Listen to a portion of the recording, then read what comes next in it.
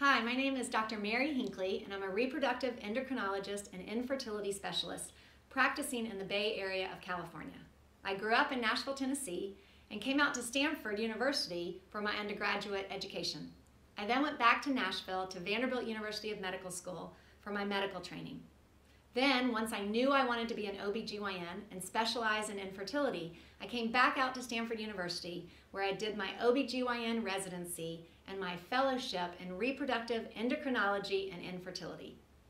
Now I have my own practice over in the East Bay, Reproductive Science Center, with 6 other physicians where we take care of patients to provide them the best chances for having a family.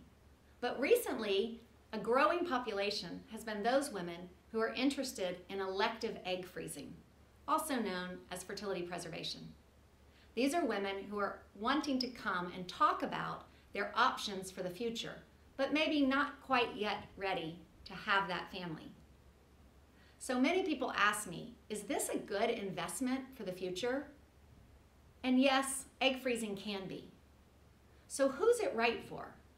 Well, there's a lot of things that I would tell you to do when you're in your 20s and early 30s. Some of the hardest things to do are to figure out who you really are and what you want in life, and maybe to find that life partner that you want to spend it with. But one of the easy things I can tell you to do is to freeze your eggs.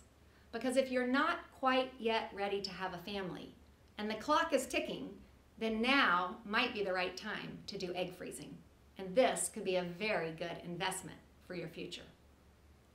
So who's the ideal person to freeze their eggs? Well, they're a woman who wants to have a family, and really the best time to freeze your eggs is around age 35. Now, if you're younger but know that you're going to wait a while until you're 35, then sure, it's a great time for you to freeze your eggs too. Because the younger you are, the more eggs you'll make and the better quality. But the problem is if you're too young, you may never need those frozen eggs. You may be able to find the right person and start your family without having to use my services.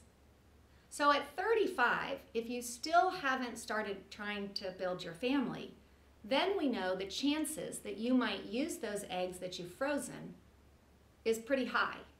If not maybe for the first child, then maybe for the second or the third.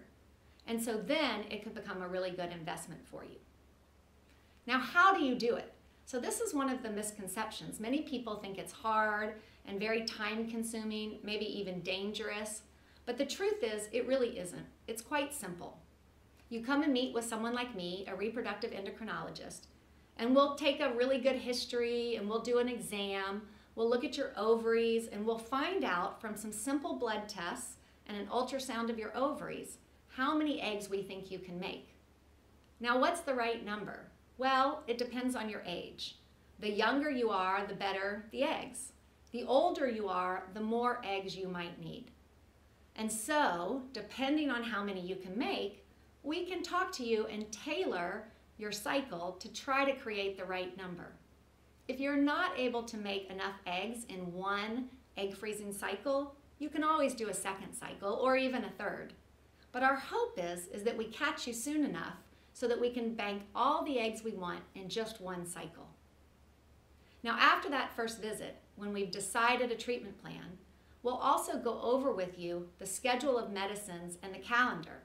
You don't have to start right away. You could look and schedule around some business meetings or a trip you're planning, and we could choose about a 2-week period of time where you could be available to come into the office and then have a simple procedure at the end. During those 2 weeks, you'll take shots and we'll teach you how to do them. You can do them yourself. You don't have to have someone else there to do them. And they're not super complicated, although they are a little expensive, so we want to make sure you do it right. And while you're taking those shots over 2 weeks, you'll come in for about 4 ultrasounds. These are simple procedures. They last about 30 minutes from start to finish, even if you have to get some blood drawn. And once we get that information, we'll be able to adjust your dose to get just the right number of eggs and make sure those eggs are healthy and mature. At the end of about 10 to 12 days of stimulation, we'll tell you that now's the time to do your egg retrieval, and you'll take a final shot of medicine to prepare the eggs. Then, exactly 36 hours later in our clinic, you'll come in for your egg retrieval. This is a simple outpatient surgery. You're asleep for it, so you won't feel anything or remember it, and it takes about 20 minutes. You'll have anesthesia and be lying on a table, and we'll use an ultrasound with a needle to take the eggs out, so there won't be any cuts or incisions. Afterwards, you'll wake up. We'll be able to tell you how many eggs we got, but we won't yet know how many are mature. Not every egg is mature and usable. But then, about 4 hours later, we'll know how many are mature.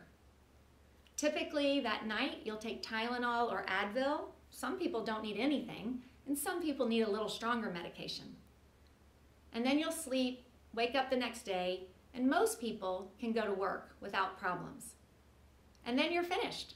You've done your egg freezing procedure. Now, with that information, you can go forward with confidence that you've given yourself the best ability to have children in the future without actually having to have them right now. Now, how many eggs do you really need to have a baby? Well, if our goal is somewhere around 16 to 20, we know that when we go to thaw them, that only about 90% will survive. You will lose some in the freezing and thawing process. And then not every egg will fertilize, maybe 75 to 80%, even with good sperm. Not every embryo will then make it to the point to be able to be transferred, typically about 50%. And then even a good embryo from a young woman doesn't always make a baby. That may be somewhere around 65 to 70%. So yes, you need a lot of eggs, maybe somewhere around 16 to 20 for most people, to be able to have a reasonable chance. But this is not a guarantee, and that's one of the things that I really try to have patients understand. That this is an option, this is an investment. This is another way to give you choices for the future.